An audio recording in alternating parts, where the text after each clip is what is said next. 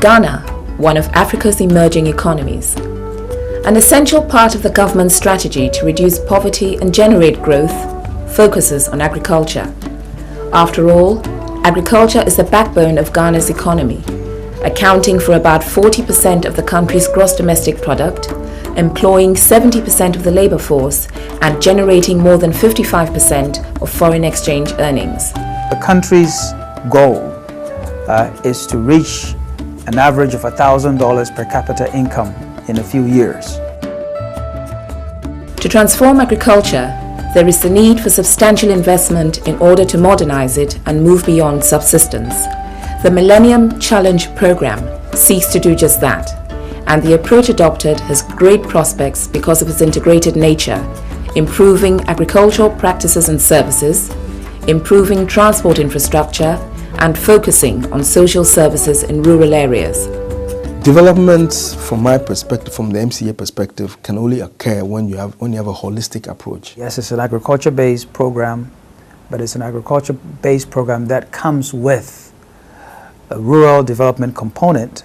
It brings electricity, it brings water, it brings schools, brings many of the other things that we require in order to have a rural area become better developed. The Millenium Challenge program covers northern Ghana, the central Afram Basin Belt, and southern Ghana.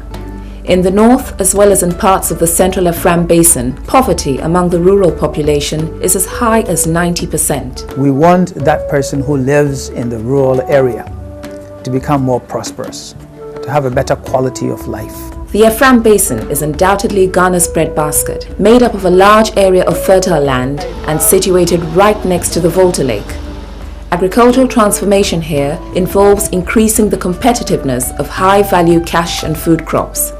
They include yams, vegetables, maize, cassava, groundnuts, palm, cashew, and many more. People come from all over: Accra, Kumasi, Tafu, and even from neighboring countries. Without Afram Plains, there's no agriculture. Between 20 and 40% of the food production in this country comes from Afram Plains. So Afram Plains has been styled the food basket of this country. But there are problems. As with most other parts of Ghana, most farmers in the Afram Plains have little or no education. Without increased knowledge, commercial farming is going nowhere. Education is the bedrock of development. For agriculture to progress, little education is important. Literacy is high. This leaves farmers poor. Life is one of subsistence farming, characterized by the use of rudimentary farm implements and lack of any financial support whatsoever. One of the main problems farmers have here is credit. The problem is that you don't have any sikasem. Enti maye nyesika mfanya nekese. Pribia ya esansi swere nti kakra bi ne enti mintu ya school fees ne na makora man. Ana iska so hiska e de ado. Tamu iska bi sabre ya bobo no mai no.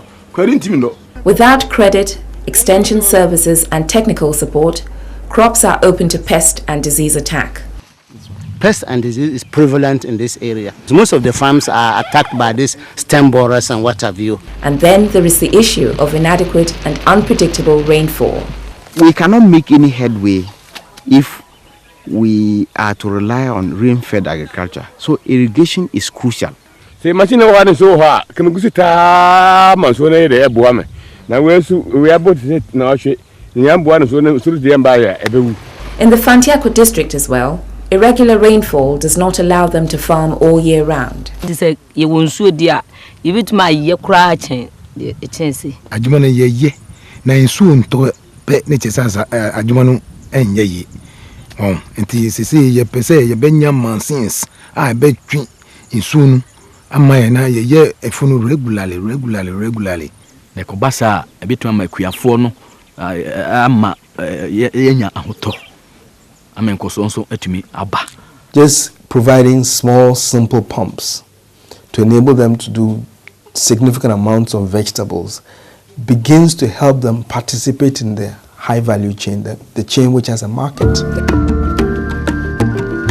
Storage facilities also need to be improved. There is a need for better post-harvest handling. Salos na ogbosibo fofuri bebi atwam wi hono. In times of plentiful, there'll be plenty of food, but then what happens? The price drops. So in the next year, the farmer doesn't grow any more food, he grows less, the price goes up. In the theory, you call it the cobweb theorem, which means that the farmer is continually chasing prices. Without a doubt, commercial agriculture will only thrive in these remote areas once social infrastructure is built up. It is an important step if qualified people are to reside in these communities. We are going to encourage those people by providing them extension services, providing them with credit facilities and other things to be able to be in that business profitably.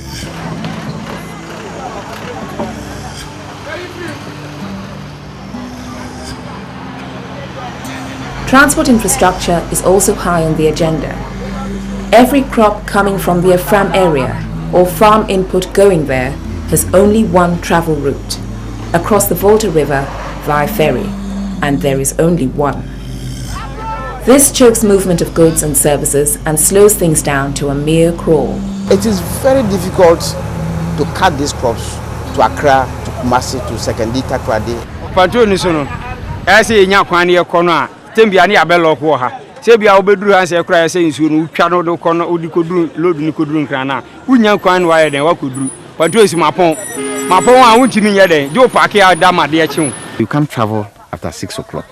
If this ferry is not working, then life is at a halt. Canoes are the only alternative. They could capsize. We have had a very bitter experience in 1995 when almost 300 people died. Something needs to be done about this. I will propose that another ferry is provided. Then they move in tandem. As this one moves this way, this one also be coming this way.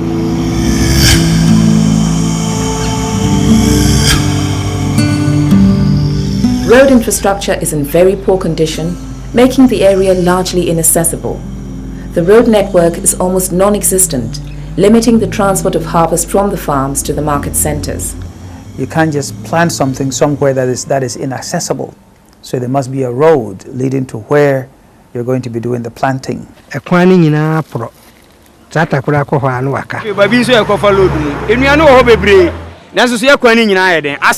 the Fantiakwa district too, transport problems exist. Villages like Aboso, Dedeso and Ampam are miles away from the district capital, Begro, and the roads are in such bad shape that when it rains, the communities are completely cut off with no access to markets or anything remotely resembling civilization. Any idea potty and here pa if they walk cry, what's in your man cracker be and fanco? Then a man guasa and I say, when the crops start yielding, who will come and buy? You see the poor nature of the road, the drivers will not come. Just a kind of crab and a bedroom, so into me trap. Memua and Katenkatena Ebia will be the baby buses. I saw Babaton. No magic. I didn't be I know the train sweet. Sometimes our women have to carry the fish from here to Aboso, sometimes to Ahmomaso, about 18 kilometers before they sell. Traveling on foot is the order of the day, not only for the farmers, but for their children as well. We met some children, they have to walk all the long distance before they can access a school. When it rains, and the river overflows its banks, definitely they will be cut off. You have to walk from here to Dede. So when you get to Dede, you have to walk another distance to Aboso before you get a car. And so buyers dictate prices. If you produce plenty and you don't have markets for the farmer to sell to make money, then the farmer is discouraged. You two mono. Now I didn't. This is the free. Uncle Bansoa, Twist Carmay. You see what a bona ma. There is the need to construct a road from Kwampong Kwanta to Agogo through a fishery. This will open up the place for 24 hours. What it means is that if you are a farmer or you are a producer there, you don't have to wait for the ferry. You can actually determine when you get your produce to the port. Electricity, health, water and sanitation facilities are all crucial to the development of commercial agriculture. You need to be healthy to be able to go about your normal farming activities. If you are not healthy, can you go to your farm? It's not possible. But it is not enough, looking at the size of the district. Health-wise, we have scattered health centers, health facilities, scattered all over the area, but personnel are not there. Insuo a ye no mo no. Insuo no ho ye den. A to de bia, wa anyiro ho kura o yiri de nsuo a o de bedware. Na kampeto de o de beno aduane adi.